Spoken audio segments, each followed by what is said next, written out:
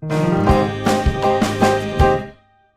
guys, as some of you may know, yesterday was a World Cup match between England and Sweden. England won 2-0, which is great. I mean, I used to support England about 20 years ago.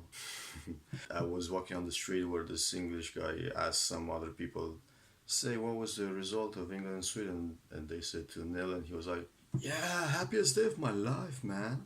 It's interesting how people say the happiest day of their life is something that's totally not to do with them, like that football match. Because hopefully you want your happiest day of your life to be something that you've achieved, not something that other people have achieved that don't care about you at all. It's great to enjoy something to like sports or Netflix or whatever you want to enjoy yourself. It's great to do that. I mean, takes the edge off, makes you relax, makes you all that. But to say the happiest day of your life is when some football team qualified to the semifinals of a tournament, I find that ridiculous. I find that hard to understand because there have been a bunch of others. There should be a bunch of other stuff in your life to say, you know what, this is the happiest day of my life, or this is the happiest moment of my life. That's to do with self confidence and confidence in general and what you want to do with your life. Like for instance, yesterday there was the Pride parade in London, and I was there. I got a couple of freebies like shoelaces and some face paint. It was great seeing people being themselves without any judgment, without anything, because there's a lot of judgment going around if you're not, straight, pretty much straight. And people like lesbians more than they like gay people for some reason. But that's a societal thing. You had that movie about Alan Turing come out last year. It was a massive success. Because of that movie, Alan Turing has been pardoned by the British government, but the other 40 some gay guys that were there helping him were not pardoned because they said that if you're gay during the war, that's like a crime.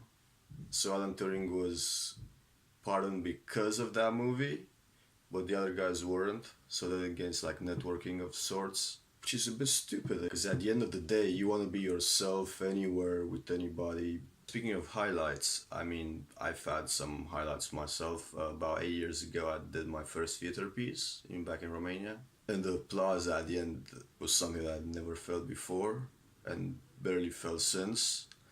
It's something that you have to experience to understand how it is, because otherwise it's nothing. It's like it's a great feeling. Plus, it was the first time I was on stage, and it was also something very different for me.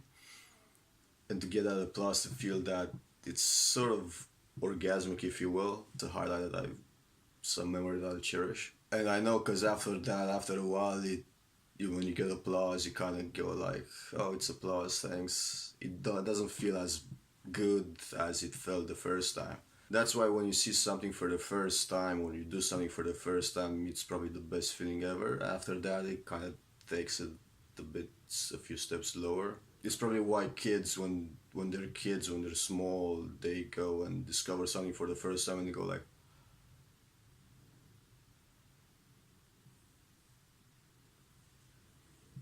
you know?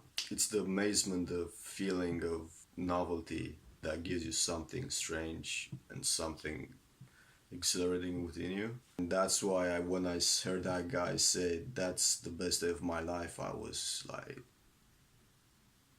no, mate, no. You must lead a sad life if you think like that. But anyway, that was a highlight of my life. What? Give me some highlights of your life. Confidence and pride.